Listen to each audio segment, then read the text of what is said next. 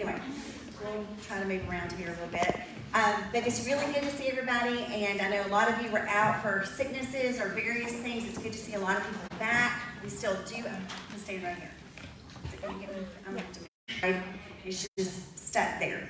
Anyway, I know some people were out last week, sick or traveling or whatever the situation is, but it's great to have everybody back. I'm super excited for us to get in and study God's Word tonight. So hopefully you guys are ready, because we're going to talk about some really awesome things. So I had this opportunity today, actually just today, and it was really cool how it turns out that it is actually a very good introduction to tonight. At school today, we had a gentleman come in, and he actually goes to our church, and he's just he's really more of just an apologetics guru more than he is like a trained apologist. But he came in and he taught our biology students some things about debunking evolution and about creationism. That was very quick, and it was a short little thing. I mean, I went to it twice, and I was taking notes. I loved it. But it was a really good, they've been looking at it to be able to learn how to determine how to communicate creationism versus evolution. We want them to be informed. We don't want them to go to college and not know what evolution is, or that it's this theory and all the details with it. But we also want them to know how to refute that. So he came in to give some examples. So I learned a lot of new things, but I'm going to share one thing I learned today that I don't know if you guys, if anybody in here would know this, because it's actually a new thing that scientists are now. So basically, so we all can, hopefully we're all on the same page here. Evolution has a lot of holes. There are so many holes. Now, if you're a scientist and you really, really believe in evolution, you are basically, going to probably put up your arm and go, no, we can explain that, But they can't. There's lots and lots of things they can't explain. So many holes. One of the biggest holes is the whole concept of the evolution of us from the different animals, going back from the one-celled organism all the way to where we are today. So that little concept right there is something there's a lot of holes, because there's not one single transitional creature in the fossil records. They're nowhere. There is no transition from one species to the next in order to evolve into something. They've all just if they're there. So there's none of those. So he was talking about this. There's been one thing that scientists have struggled with for a while so there's monkeys on one island, like in South America, and then we've got monkeys in India. And so how did the monkeys in India, I may not have the exact locations, but it's 2 different continents. This is actually something they talk about in the scientific world. How did the monkeys in India become humans, and then the monkeys in Brazil become humans? They're different places, 2 totally different continents. So okay, that's kind of hard, so they can't figure that out. And so they come up with this new idea that the monkeys built boats. That's what they did. They built boats, and they traveled from one place to the other. I am not kidding. This takes more faith. It takes more faith than it does to believe there is a creator God. And the thing was, he kept going on and on about all these different things that scientists are trying to do to fill the holes and the gaps that they can't fill. So they come up with these ideas, and many of them are very preposterous. One other thing that I also thought was very interesting was, so the belief is that we're closest to the primate family, so that's what the last stage was before it became humans. But the truth is, we're closer to mice and pigs in our DNA than we are to monkeys. And we actually have a lot of similarities to a banana. So I'm not sure which one you want to be evolved from. A banana, or a pig and monkey, or just pig. Just take a pig. Now, I think that is all so ridiculous. It takes so much faith to believe that. And this is the facts. It takes faith to just live life in general. There are so many things that require faith every single day. The problem is, what are you putting your faith in? So that is obviously what the theme of our lesson is, and what we're talking about this spring is really building our faith and developing this huge, I call it just strengthening our faith and kind of getting a lot of tools in our tool belt to how do we face things every single day with an attitude of faith. How do we walk by faith in every single situation? What does that look like? And so I just wanted to give you that little information. I thought that would really, really liven up your life and give you some things to think about and ponder. And you can always Google it and check out my facts. But they weren't my facts. It came from somebody else. But I do think it's very interesting. And he had a slideshow with monkeys in a boat. I thought it was hilarious. I was like, and it definitely got the kids' attention too. That was funny. Okay, so we're from the book of Hebrews, and Hebrews chapter 11, so if you want to flip there. We are going to flip to some other chapters tonight, because I think because of what we're going to focus on tonight, we're going to need to go back to Genesis just a little bit. We're going to have to hop around just a bit to make it, I think, all come together. But we know that we've been talking about faith in the book of Hebrews, and we're in this plan to meet all these different heroes of faith that are all throughout the Old Testament. And what's happened is the writer of Hebrews is he's a Hebrew writer who was trying to convince these Hebrew Christians to not go back to the old ways, because that old covenant is gone. And what he's really trying to do through this chapter, this is so important, to prove to them that it has always been faith. See, there's this thing that people believe, and I've mentioned it before, but I'll just continue to reiterate it, and that is that a lot of people believe the Old Testament was based on sacrifices and based on obedience. And then the New Testament is based on faith. That faith didn't really happen until the New Testament. And so before that, you had to give sacrifices. I used to believe that. I used to say that to people. I used to, because I didn't know. I hadn't studied enough, and I would actually make those comments. Well, in the Old Testament, they did sacrifices, and they had to take that before God, and that's how they were right before God.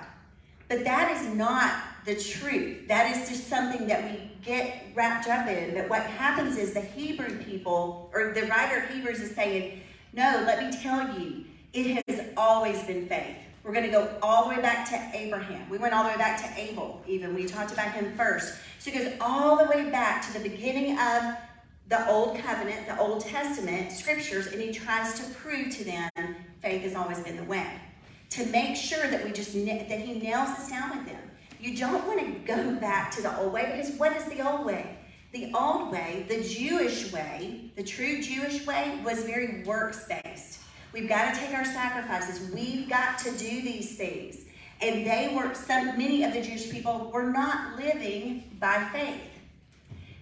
But these Old Testament faith fathers, the one that God has used, Abraham, Isaac, Jacob, and all the way up, those guys were living by faith. So he's trying to prove that. He's using them as the example. And so that's why he keeps going back to them, obviously, because these Hebrew people see them as the important cornerstones of their faith, and so he wants to go back and prove that to them. So that's why we're looking at all these Old Testament people. So far, and if you want to know where we are, we're actually going to pick up in verse 13 tonight in chapter 11, and just real quickly look at this. But we've talked about Abel and Enoch and Noah and Abraham and Sarah. We're not done with Abraham, so we've got to talk about Abraham a little bit more tonight, because Abraham really is the center. I mean, he is the one that everybody, all the Hebrew people are going to go back to, Father Abraham. He's the middle. He's the one that God called and out of a country and said, I'm going to make you a people, and all of that. So we'll talk more about that in just a second. But starting in verse 13, what happens is right after we just got through talking about Abraham and Sarah in verse 12, then we get to verse 13, and he takes a little break for a minute. The writer of Hebrews has done this a couple other times. He will continue to do this. He takes a little break and he goes off and talks about faith in general, and then he's going to come back to the people. So we're just going to read this just real briefly and then go on and talk about Abraham again. So starting in verse 13, all these great people died in faith. They did not get the things that God promised his people, but they saw them coming far in the future and were glad. They said they were like visitors and strangers on earth. When people say such things, they show that they are looking for a country that will be their own. If they had been thinking about the country they had left, they could have gone back. But they were waiting for a better country, a heavenly country. So God is not ashamed to be called their God because he has prepared a city for them. Okay, so this was just like a little side conversation that he wanted to go back and say, now, I've been talking about these guys, but let me just say something about them. All of them died in faith, but they had not gotten the things that God had promised them. So and this is true for the next guys that we're going to look at tonight too. Abraham, Jacob, Isaac, Jacob, and Joseph. They did not receive all that God had promised, but they died in faith. So he's making a point here that to be a person of faith often, and well, it does, it means that you're not always on this side of heaven going to get everything that God has promised. It's promised, and what we live by is what we look forward to. Now, let me go back to something I said just a minute ago. So I'm going to give you this really important biblical, theological truth that you need to understand. If in the Old Testament we were not made right by the things that we did, we weren't made that right by sacrifices, we were made right by faith. And in the New Testament, we're made right by faith. Well, how does that work? Well, this is what happens. In the Old Testament, they had faith in what was to come. The Messiah that God was going to bring. The fact that God was going to make everything right. He was the one they had to put their faith in, trusting that he was going to restore, he was going to redeem. They were looking forward to that. Now, in the New Testament, we're New Testament believers, we're looking back at what was done. So they looked forward, they walked in faith at the things that were ahead. We look back at what has already been happening, and we walk in faith to that. Now, we actually have no excuse. We have the scriptures, we have all these stories, we have so much to help us in building our faith. But I'm not sure we have as much faith as many of them did. You know, I think it takes a lot more faith to look forward to something that hasn't happened and to believe it's going to happen and to trust it's going to happen than to look back at and know something and then look back at that. But that's the deal. So it's faith from the Old Testament view and from the New Testament view, but one is looking backwards and one is looking forward. So the people from the Old Testament looking forward to what God has promised, and they have faith in that, and that is how they died. And they died in faith, not necessarily getting all that they were promised. So let's talk about Abraham for a minute. So God promised him that he would be the father of a great nation. But he only had, he had a few more sons, but he had 2 sons, but Isaac is the one that's a part of that generation. But he definitely does not see hundreds of descendants. He does not see that whole thousands and thousands and thousands of descendants. He only believes that it's going to happen because God said it was going to happen. So he had Isaac, but that was only a part of the promise that God had given him. He also went and he was a nomad. I mentioned that last week. He was a sojourner. The scripture right here says that they were visitors and strangers. Your version may say sojourner, whatever. So he was traveling around. He didn't ever settle down in this land that God had called him to. God had called him. He did not even see what the promised land looked like. But he knew, he believed God's word, and he trusted in that. So he only got part of it. He was there in the basic general area, but he never got to put his roots down. So he was looking forward to that, but he didn't actually get all of that in his thing. So he died in faith, but looking forward to it. Now, one really interesting thing that the writer says here in verse 15, it says, if they had been thinking about the country they had left, they could have gone back. But they were waiting for a better country, a heavenly country. So God is not ashamed to be called their God because he has prepared a city for them. What this is saying is this. If they did not believe that God was going to do it, if they weren't living by faith, they would have gone back and settled down somewhere. But instead, they continued to be wanderers. They continued to wait, trusting that God was going to take them and settle them down at some point. And guess what? They died before they actually got to do that. But they lived by faith all the way through. So that's what the writer's saying. They didn't necessarily receive all their promises. Now, that kind of seems a little depressing a little bit, like we should feel sorry for them because they didn't get all the things that God had promised. They only got part of what he had promised. But this is the truth. It's actually more of a positive statement than it is negative. It's not supposed to be looked at as negative because they were still going strong into the very end, believing in God's promises, knowing what God is, and they were content, this is a key point here, in being strangers and not being settled, recognizing that there was another place, a better place that they were looking forward to. So they didn't have to be settled. They trusted God. He had a plan, and they knew he was going to fulfill it. That's how they lived their life. This is what the writer of Hebrews is saying. And I think a lot of Christians, and I'm going to put myself in this category. This is not a statement about y'all. This is a statement about me and anybody else that wants to agree that you have the same issue, that we can get very frustrated and sometimes even defeated when things that we really want to happen don't happen immediately. When we are thinking, well, God promised this, or God said he was going to do this, and we struggle, we get frustrated. We like, God, where are you? Why are you not answering this prayer? Why are you not doing this? You said that you were going to take care of me, or this promise, whatever the promise is. We get frustrated, we get defeated, we live in all of that, and we become impatient, and we want to quit sometimes. But, because we really want instant answers. But this is an example for us that is not the way of a woman of faith. A woman of faith is not demanding to have all of the answers or to have everything settled. It is a person of faith is a person who trusts God for the big picture. Even when we don't know it all, we just trust him, and we're willing to wander, if that's what it means, while we wait. And we may not even receive it on this side of heaven. We might. God is so gracious, and he's such an awesome God. He does give us many of our wants. He does do that. But he doesn't always answer everything just as we expect or in our own timing. But a true person of faith doesn't give up. They keep watching, they keep looking, they keep believing. And that's what this writer is saying about these people that he's been writing about, the ones we've looked at so far.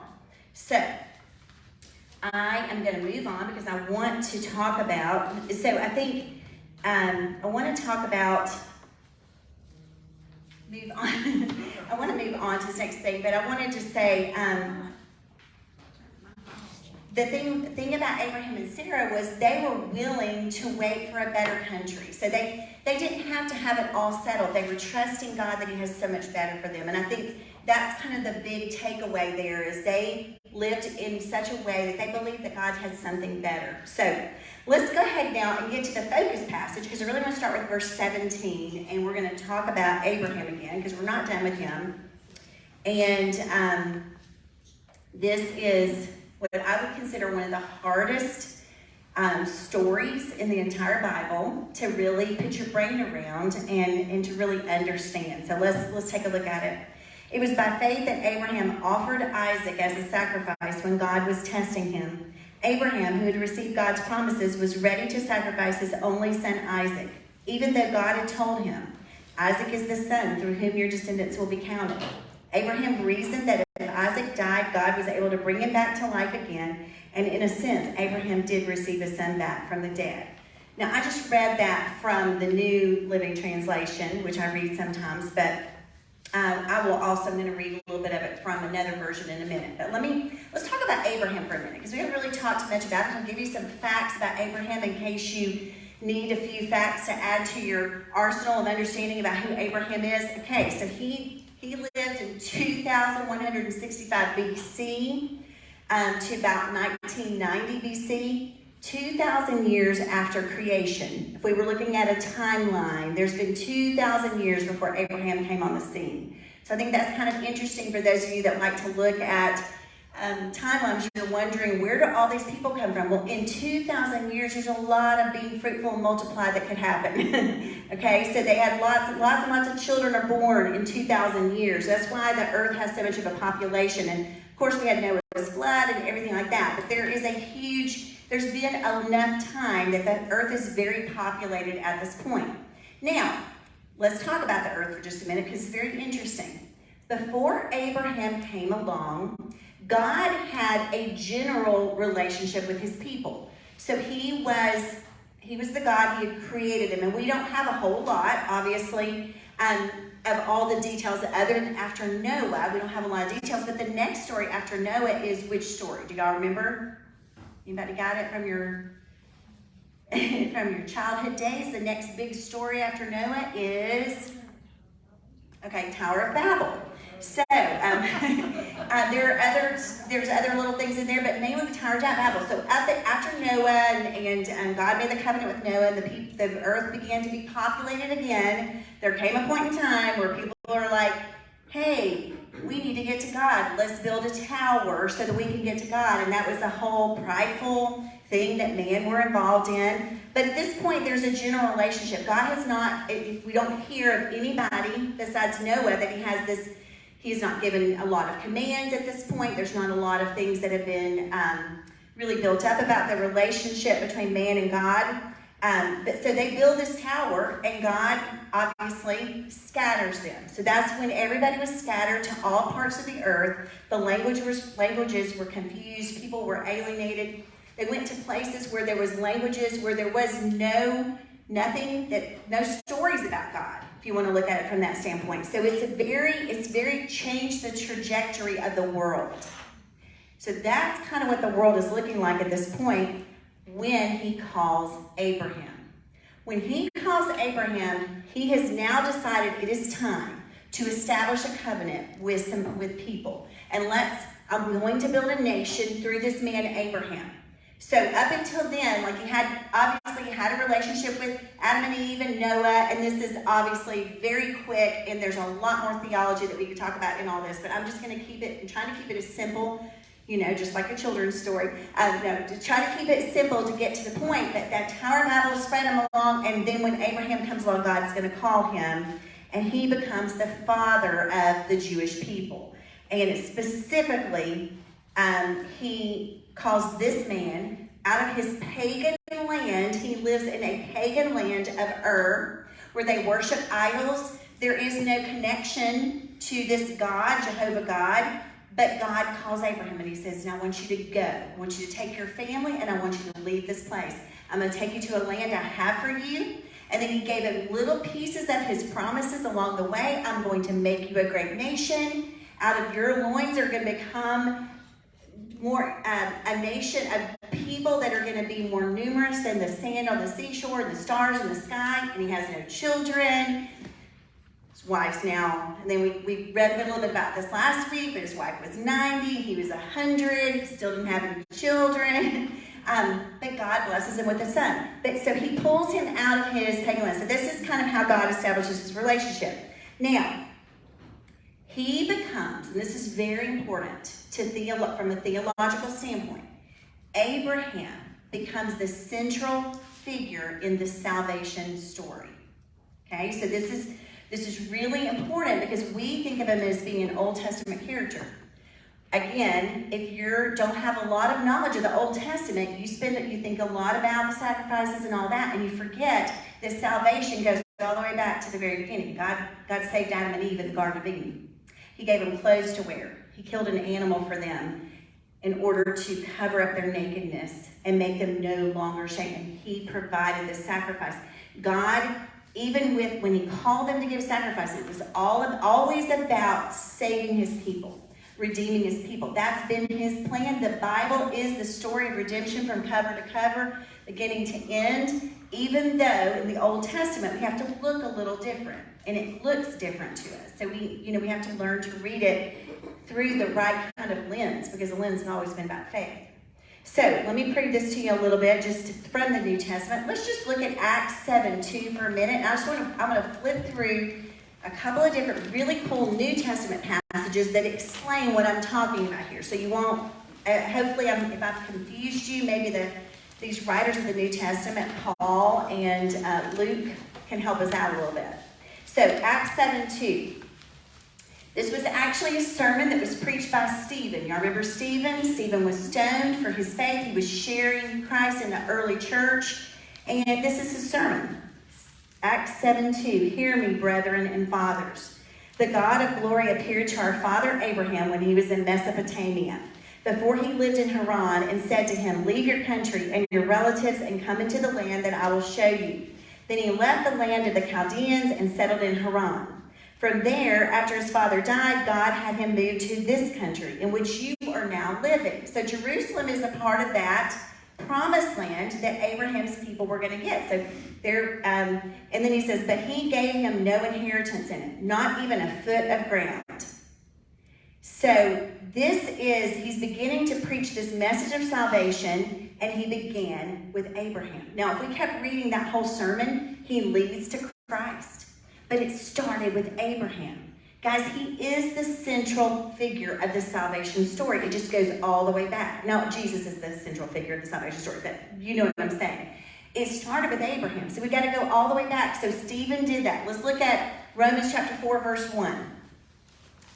Romans chapter 4 is almost all about Abraham. So almost the entire chapter Romans. If you've never read Romans before, it is a book that every Christian should read probably every couple of years. It is systematic theology. It is what we believe. It's the explanation of your faith. We used it in the women's conference. We did several places of Romans when we were doing at the women's conference and talking about the gospel. But Romans it's a very theological book, but it's also it's foundational. It helps you really understand your faith. So Romans chapter 4, verse 1 says this, what shall we then say that Abraham, our father, according to the flesh, has found?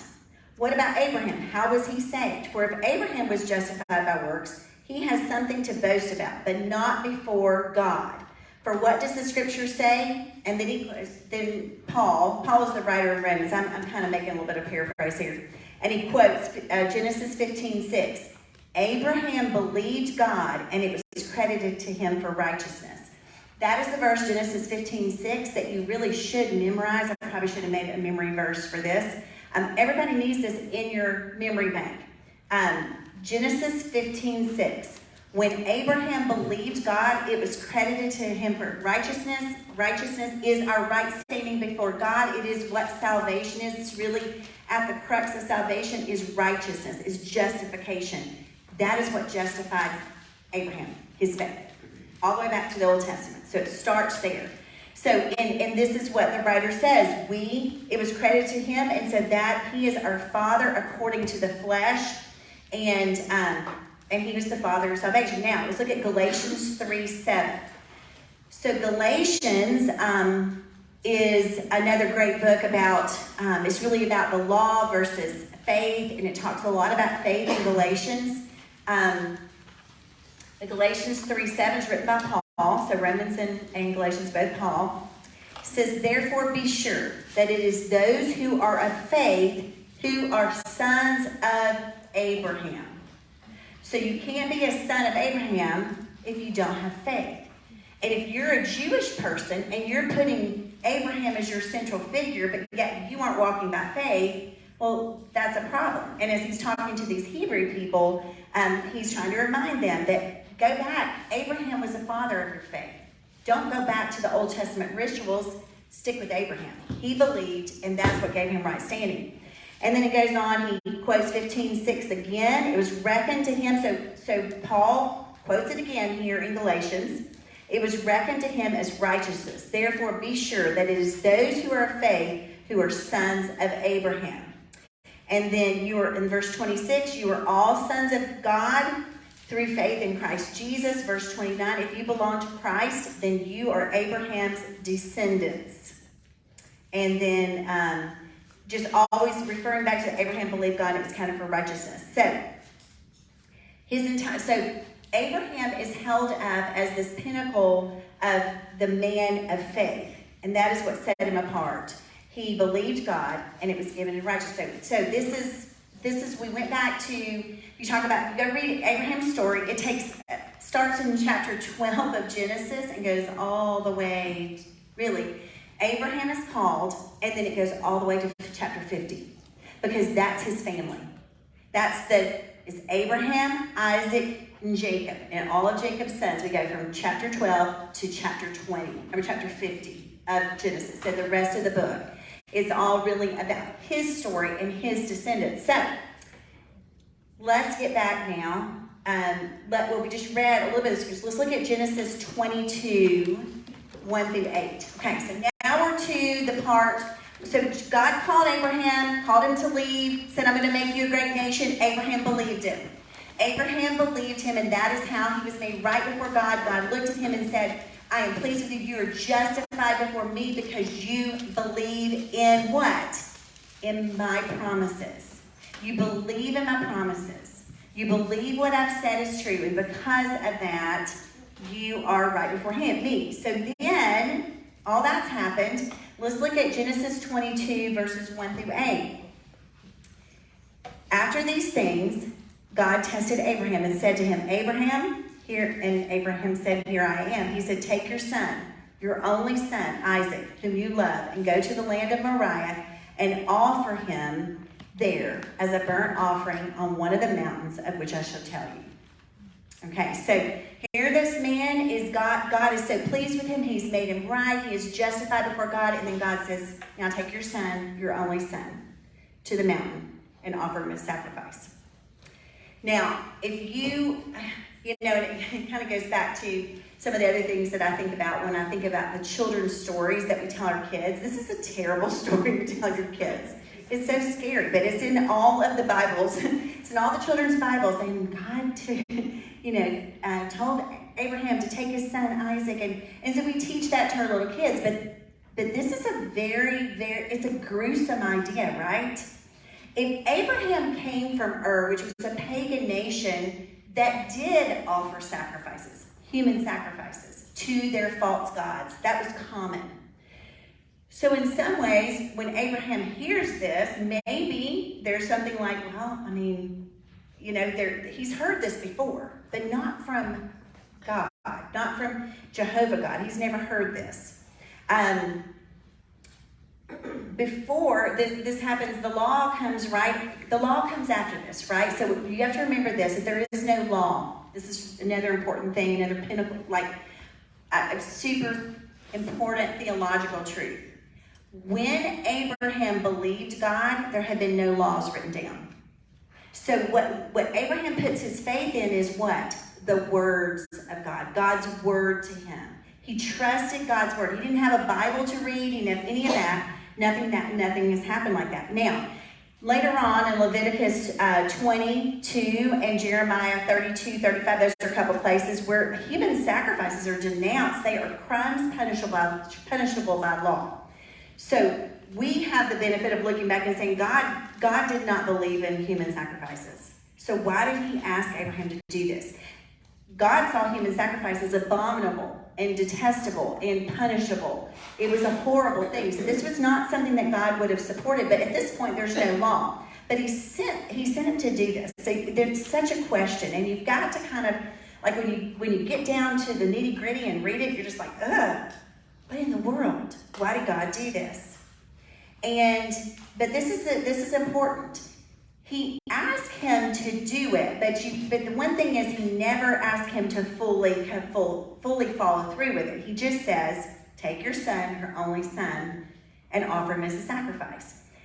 So that's important when you look at the language, and when you dig into the language, it's actually, there's never a final, like, so I'm going to ask you to put him on there, and I want you to burn him up, and I mean, all of that. It's just kind of there's that piece of it that you kind of makes it a little bit better. But let's look at Genesis. You should be still in Genesis 22, or if you were there. Let's look at this next part here.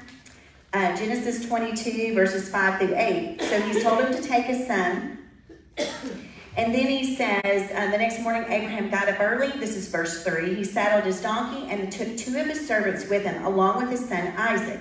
Then he chopped wood for a fire for burnt offering and set out for the place God had told him about.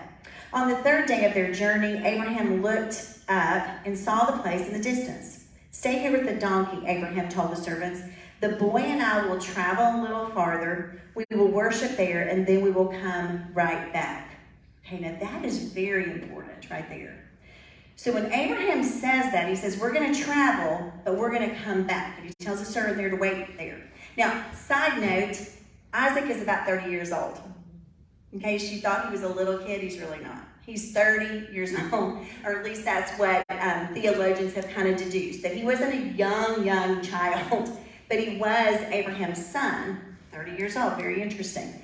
So anyway, he says that we will come back. And so Abraham placed the wood for the burnt offering on Isaac's shoulders while he himself carried the fire and the knife. As the two of them walked on together, Isaac turned to Abraham and said, "Father." "Yes, my son," Abraham replied. "We have the fire and the wood," the boy said, "but where is the sheep for the burnt offering?" And he said, "God will provide a sheep for the burnt offering, my son." Abraham answered, and they both walked on together. When they arrived at the place where God had told him to go, Abraham built an altar and arranged the wood on it. Then he tied his son Isaac and laid him on the altar on top of the wood. Abraham picked up the knife to kill his son as a sacrifice. At that moment, the angel of the Lord called to him from heaven, "Abraham, Abraham." "Yes," Abraham replied, "here I am." "Don't lay a hand on the boy," the angel said. "Do not hurt him in any way, for now I know that you truly fear God. You have not withheld from me even your son, your only son." And then Abraham looked up and saw a ram caught by its horns in the thicket. So he took the ram and sacrificed it as a burnt offering in place of his son. Abraham named the place Yahweh Jireh, which means the Lord will provide. Jireh is actually what it is. To this day, people still use the name as a proverb. On the mountain of the Lord, it will be provided. Okay, so that's the Genesis account. Then we have what's there in Hebrews. So this is the deal. This is clearly a test, and not God never expected or never was going to have him follow through with that. It's very clear. But what's even more noticeable is like the point that I just made, that Abraham also didn't think God was going to go through with it. Or if he did, then he would be able to bring him back from the dead. That's what the writer of Hebrews tells us. Now, really important, there's no such thing as resurrection at this point. Nobody has ever heard the concept of resurrection. Abraham would not have known. God had never raised anybody from the dead at this point. But yet he believed God so much. He had such faith in God that he felt that God would maybe even raise him from the dead. So he went in total faith. Now, it wasn't blind faith. This is really important because he could reason. It says that some versions say he considered that God. Okay, so let's go back now to Hebrews. Let me go back to this passage there for just a second. Hebrews. He considered that God. Okay, let me find it. I've got it in here. Hebrews 11. And he said it was by faith he offered to Isaac. And he was ready to sacrifice his only son, even though God had told him, "Isaac is the son through whom your descendants will be counted." Abraham reasoned that if Isaac died, God was able to bring him back to life again. And in a sense, Abraham did receive his son back. So he reasoned. That word, the word there in some versions says considered, but it means he reasoned in his mind. What did he reason about? The promise. The promise. So God had given him a promise that Isaac would be the son through which all the nations would be blessed, or he would be the son that would start the line of the blessings, this people group that God was calling Abraham to be the father of. The blessing was going to come through the line of Isaac. If God promised that, he would never have taken Isaac, or he would have had to go back on his promise, and God doesn't lie. He doesn't go back on his promises. So the idea was that Abraham had such faith, he knew that if God said this, it's going to happen. If God is telling me to give my son, then maybe he's going to raise him from the dead because he has a plan for Isaac. And I'm not going to be fearful or worried that God is going to really he's not going to take my son permanently because he's made a promise about Isaac. It's a very powerful truth, and it really is something that until I started studying it deeply, I didn't understand it. I didn't realize and didn't even think about the concept that Abraham really went into this thing thinking God's not going to take Isaac, but I'm willing to give him. If he does, he's going to bring him back to life because he has made a promise, and God's not going back on his promise. What does that mean for us? Okay, so we kind of think about that story, and it's like, it doesn't even make sense. How in the world can we even relate to that? Well, let's stop for a minute and think about it. We don't don't know why God specifically asked him to do this. He was testing his faith. There's no doubt about it. And the Bible tells us he was testing his faith. It was even suggested in Genesis and in Hebrews that he was testing his faith. So there's a test. What is the purpose of a test? Well, there's lots of different reasons, but ultimately, a test does one main thing. James tells us in James chapter 1, verses 2 and 3, the testing of your faith produces endurance. And let endurance have its perfect result, that you're perfect and complete, mature, lacking nothing. The concept of perfect means mature. So when we go through a test, it matures our faith. When we go through a trials and testings, when we cling to God, it strengthens our faith. Now, so he was definitely testing him. He was definitely, now what we don't know is why. There's lots of different possibilities, but maybe one possibility is that Isaac had become almost like an idol to Abraham. Maybe Isaac had started to become so important because here he was, his child at an older age. He had begun to maybe put Isaac before God, maybe in a little bit, or something to that degree, maybe to make him an idol. And so God says, if you love me, if you really believe I am who is, be willing to give up your son. So I think that is a possibility. The phrase there that's used is called perazzo. I'll use an Italian accent. That sounds a little bit better than the southern accent here, but perazzo, which really means, it means continually testing. It was a present tense word, not a past tense. So it wasn't just a one-time thing of being tested, but a continual testing. And so, but this was an opportunity without any doubt in my mind for Abraham to build and strengthen his faith. Well, why did Abraham need to strengthen his faith? Because Abraham was going to, he was the man that God had chosen to be the central example of salvation, the beginning of this concept of salvation. He needed Abraham to be strong. He needed Abraham to go through this time of tempting and testing here.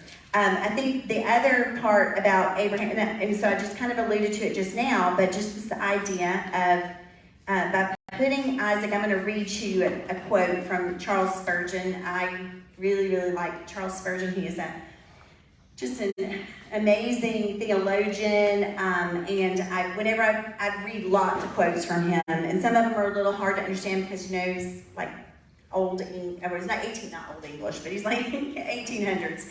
So sometimes the stuff is hard to understand. But this particular quote is kind of what I just alluded to, so I want to read this to you.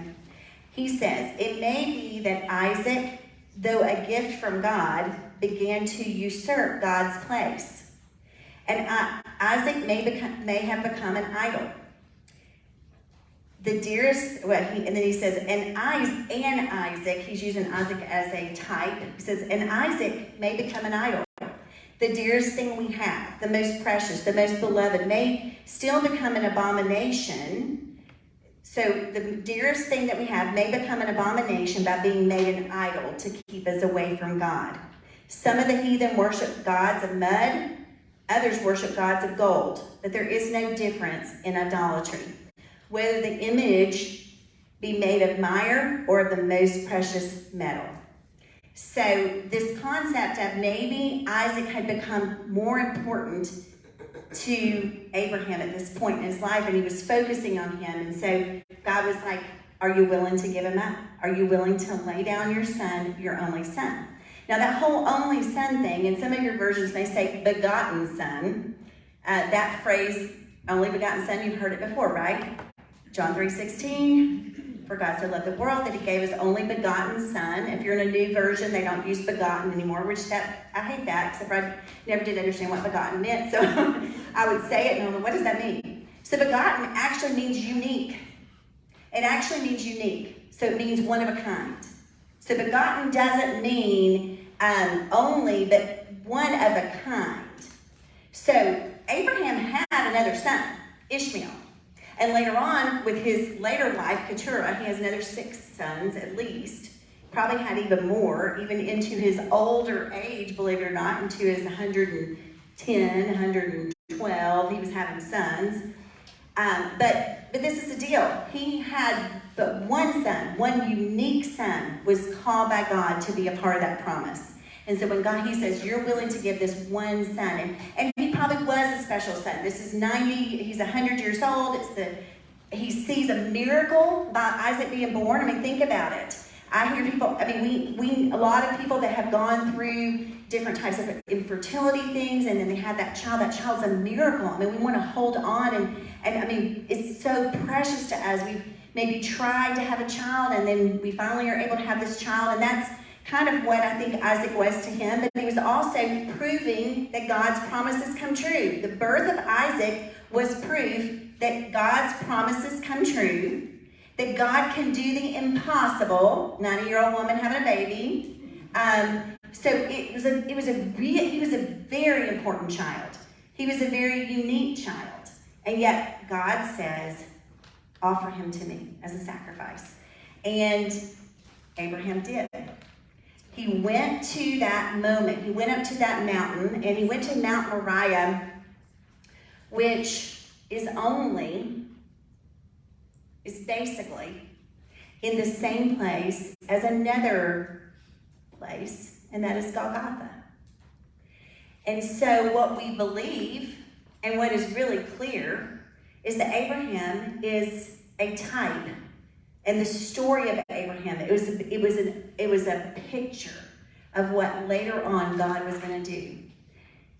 When he was actually going to offer his son, he was going to go through the whole process. So Abraham went to offer him, that God provided the sacrifice. But later on, God provides the sacrifice in himself, and he lays himself down on that altar. And it is just the same location where they believe where Abraham offered his child is the same location where God offered his one and only son.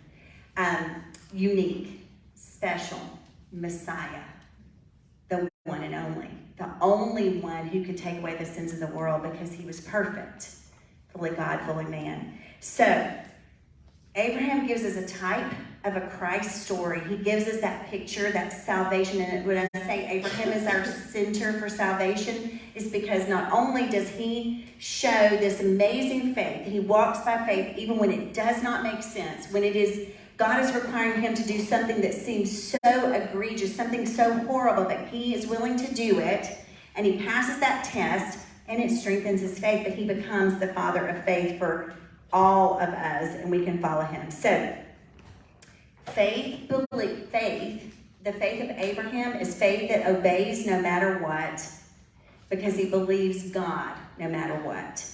That's the kind of faith that we have to have. That's the kind of faith that God is asking us to have, and it's not easy. And there's lots of times that it's just absolutely impossible. We can't even imagine doing it. As I was studying this and reading that quote from Spurgeon, of course, I mean, all I could think about is, how much I love my children, how much I put them sometimes, maybe not always, in the right place. Sometimes I maybe am I'm holding on to them a little too tight. They're my life. I talked to a woman the other day, and she's actually a very new believer, but she said those words to me. She said, my children are my life. I don't know what I would do without them. And she's a very, very new believer, so she has not gotten to a place where she's begun to mature and realize that, her children are not her own, and she has to be willing to give them up. But she expressed that to me, and I think a lot of people struggle with that. A lot of people hold on to their children as if they are their life. It's all they have, but that can't be how a woman of faith lives her life. We have to be willing to trust God with the future, to give our children, our jobs, our relationships, our other situations in life. We have to be willing to give those to God and trust him with what he's going to do, because that's how Abraham lived his life. Even if God allowed him to sacrifice Abraham, or Isaac would have come back. That's how we have to live it. Even if we have to trust in that promise, that even if God has promised to never leave us or forsake us, to give us a hope in the future, to give us abundant life on this earth, to give us all those things, that's how we have to walk in that. So even when those tough things come that we have to trust him in, we have to know, we have to believe enough to know that He's still God, and he is going to take care of us. And no matter what it looks like, and even if it doesn't make sense, we just got to let go and let God have control. Let God have those things in our life that we want to hold on to. So real quick, let me just wrap this up because I want to let y'all have some time to talk, and I'm trying really hard to move a little faster. On these last three people, so that's Abraham. And Abraham is really where I want to spend most of the time because I feel like he's such a powerful character. But let's just look at these last couple of guys here. So Abraham had a son. His name was Isaac. Okay, we just talked about him. But he grew up, became a dad. And he had a son. He had two sons, and his sons were named Jacob and Esau. And then Jacob and Esau, they go off. And then Jacob, they kind of split ways. I'm going to talk about that in a second. And then Jacob has 12 sons. And one of his sons is Joseph. So these are the three people we're looking at. Isaac, Jacob, and Joseph. So I can kind of sum all this up in some pretty quick things. First of all, Isaac is it was interesting, as we just talked about Isaac being laid on the altar. Isaac, the 30-year-old man who is being offered, and his father takes him up there, and we think, well, how sweet and everything. And then he becomes a father, and you're like, what in the world? If you read Isaac's story, you get really frustrated with him. He's a little bit of a dud. He only has 3 chapters about himself. I'm sorry, that's terrible to say about something. But he's... You don't read a lot of really great things about Isaac. After he goes through this terrible experience and he has children, and it's kind of sweet when he meets his wife Rebecca, and that's a very sweet little thing. And then she can't have children, and he prays for her, and then she has children. So that's a great part of his story. He prays for her because she can't have children. She has children. While she is pregnant, God tells her that she's having twins and that the younger will serve the older. The younger is the one that God is choosing to carry on the promise. He tells Rebecca that. There is no doubt in my mind that Rebecca told that to Isaac over and over again. Are we right, women? We don't keep things like that quiet, and we would be telling it over and over again. What the Bible tells us is that Isaac liked Esau better.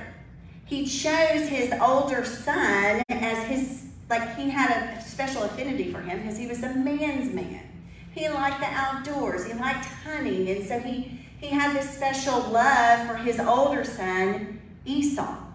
And Jacob was a little bit more of a mama's boy. He was hanging out in the tents and helping cook and whatever. I don't know what all he was doing. But he wasn't his dad didn't see him, didn't prefer him in the same way. That's why I say Isaac's a little bit of a dud, because what we read about him is he's, choosing. He's favorites, which is a terrible parenting example, for us to read. But if you've read the whole story, you know that Rebecca and Jacob deceive him, and y'all know the story, right? So Rebecca knows that Jacob was chosen. Now, I want to make a little point here because I think this is so interesting about God.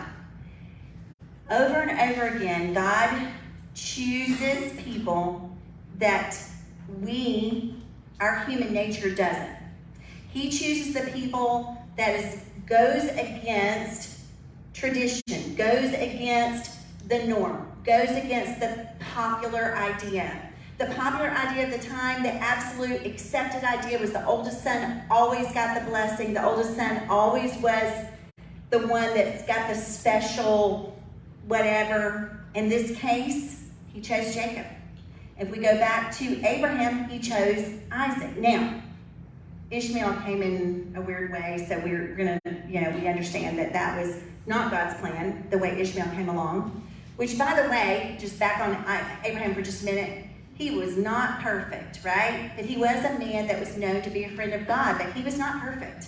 He did a lot of stupid things, and he lied to a couple of kings, and he had Ishmael with his servant, with his wife's servant. So he was not a man that was glowing with these wonderful traits, but he's still held up as a man to look at. And I think that is what makes the Bible true. Why would you make somebody a model for somebody to look at with all these faults? You wouldn't do that. You would try to make somebody much more perfect. No one doesn't have anything that's said about him that are negative. But he's only mentioned 2 or 3 times in here. We get his story, we hear a little bit, but he's never, but Abraham, over and over again, but Abraham did this. Isaac's another one. I mean, who wants to look up to Isaac? He's a terrible father figure, parenting advice and all that. So, but he is said, so what it tells us here, the writer of Hebrews real quick says, it was by faith that Isaac promised blessings for the future to his sons Jacob and Esau. Let me just tell you this really quick. When Jacob deceives him and he puts on these skins on his arms and he makes himself smell like his mother does all this, right, by the way. It's another story for another day, mothers and how we try to connive and manipulate and all that kind of stuff to make things work. But she works it out where he smells like Esau, she makes the stew, he goes up, he gives it to his father, and his father gives him the blessing. Then Esau comes in and says, here, Father, here's what I made for you. And he says, but I just gave the blessing. And he realizes, and he starts shaking uncontrollably because he realized he just gave the blessing to Jacob. But listen, this is important. He could have backed out of that. He could have reneged on that and said, no, that blessing was supposed to go to Esau. I take that back. I'm going to give the blessing to Jacob, that you can't have that blessing. I'm going to give it back to Esau. He could have, because there's nothing that said he could. There's no rule book on blessings. What the Bible tells us is that what it says here is it was by faith that Jacob blessed each of Joseph. It was by faith that Isaac promised blessings for the future to his sons Jacob and Esau. What we can we can infer from all of this and other places in the Bible is that Isaac finally realized that Jacob was the one the blessing was going to go through, and it was going to, God's plan was worked out. Even though it was done in a deceptive way, God was still in control. And that's what Isaac realizes here at the end as he prays that prayer. He's not going to back out of it because, okay, this is your plan. He's heard it. We know Rebecca's told him that he has been trying to just do it his way and follow his idea. But at the end, it came back, and that was, so this was a little hard to kind of like, you're going, so he gave it to the wrong son, but he didn't give it to the wrong son. He gave it to the son that God had planned all along. And it came about in deceptive ways. So that leads us to Jacob. So why would we look up to Jacob? He was a deceiver. He and his mom deceived his dad and this whole thing. And honestly, I said that Isaac was a dud. Jacob, he's a little conniving thing all throughout. He's all kinds of issues. And we could just go down the list.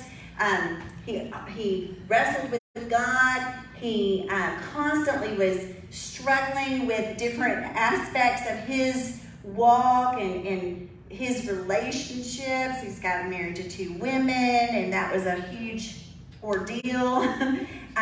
Rachel and Leah, so read that sometimes in your spare time, and read their whole stories. I'm sure you've already read them. But so Jacob has a story that seems a little off too. But I want to just end with, I want to look at his, and it says, by faith, Jacob, when he was old and dying, blessed each of Joseph's sons and bowed in worship as he leaned on his staff.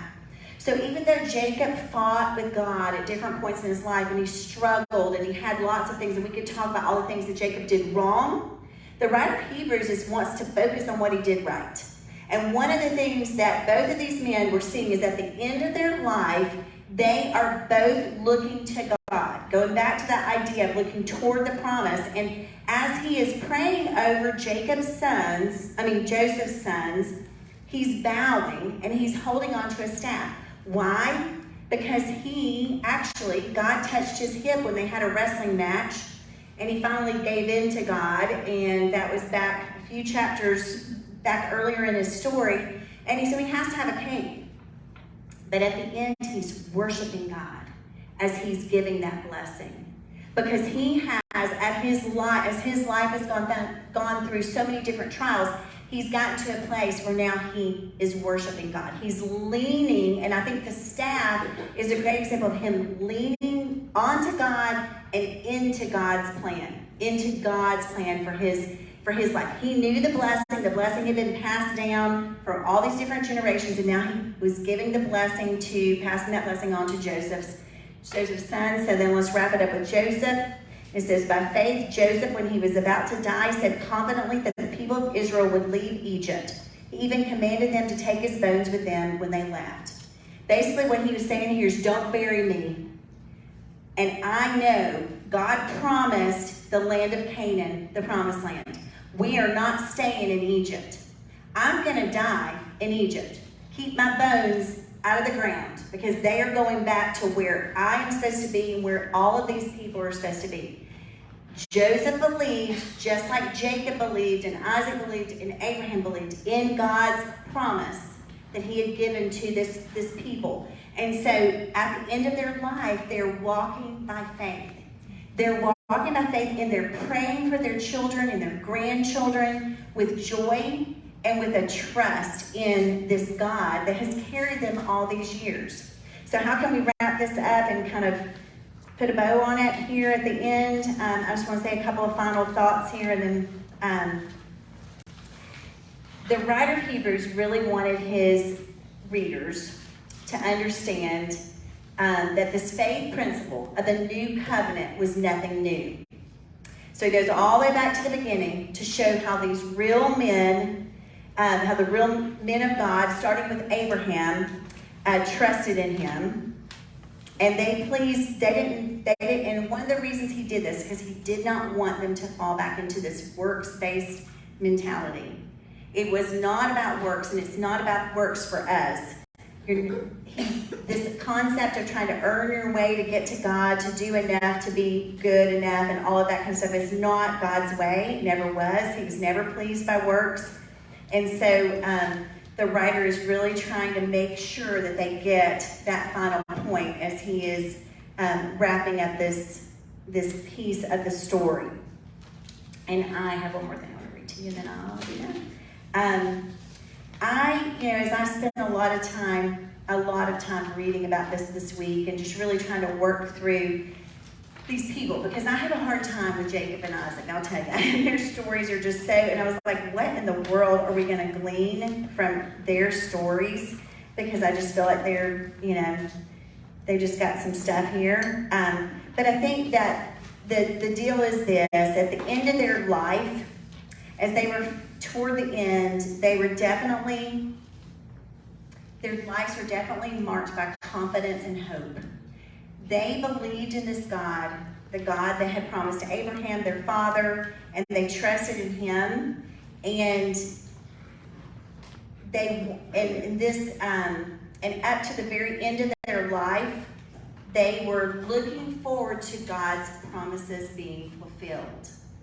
And when I think about my life, and hopefully as you think about your life, you think about those things even today. And I've had to pray this prayer a lot, and even recently. And I think I'm going to be attacked by faith the whole time I'm teaching this Bible study, that I've had one, every week there's been something.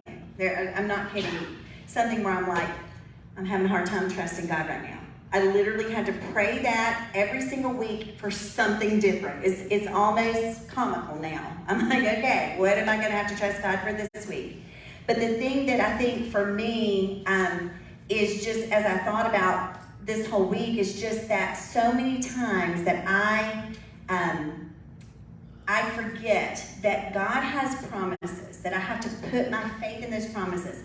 And I don't know when God is going to answer those, or if he is going to answer them in my lifetime, if he is going to fulfill those things exactly the way I think they should be fulfilled.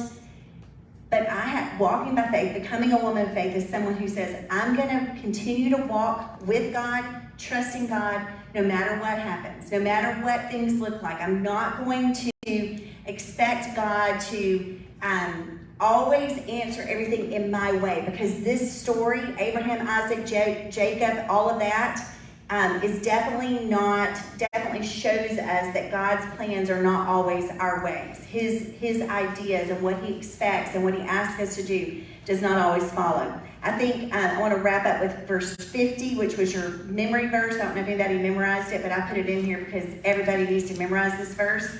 And because it is a very, very powerful verse. My favorite character in the whole Bible is Joseph. And I think one of the things, well, I say Old Testament character, let's put it that way. Obviously, Jesus is my favorite character, but not a character. So Joseph, favorite, because of all the things he went through, right? if you think about it, when you read that verse about Joseph, don't you just go, is this it? Was this what the writer of Hebrews came up with? Was just the prayer about taking his bones out of Egypt? That is not the best example of Joseph's faith.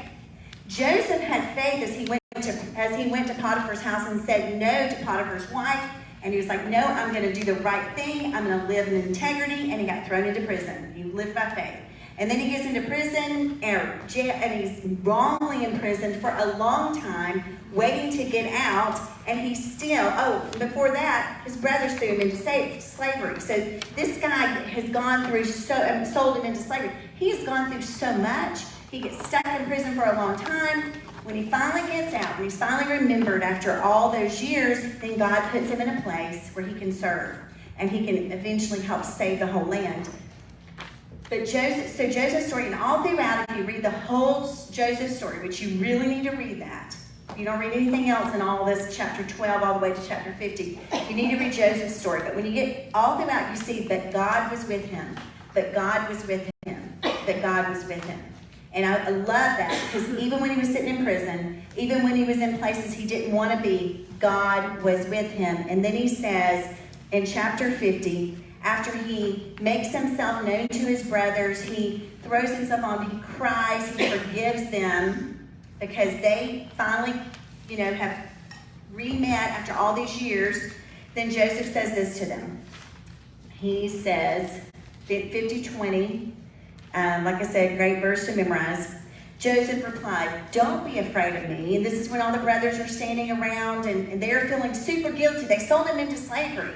He's been stuck in Egypt all these years. They didn't even get to grow up and see his father and all those things, but they've all kind of come back. They've been reunited. And then Joseph says to them, do not be afraid of me. Am I God that I can punish you? You intended to harm me, but God intended it all for good.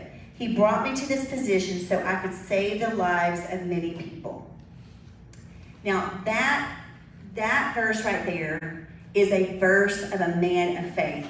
That is a statement of a man of faith.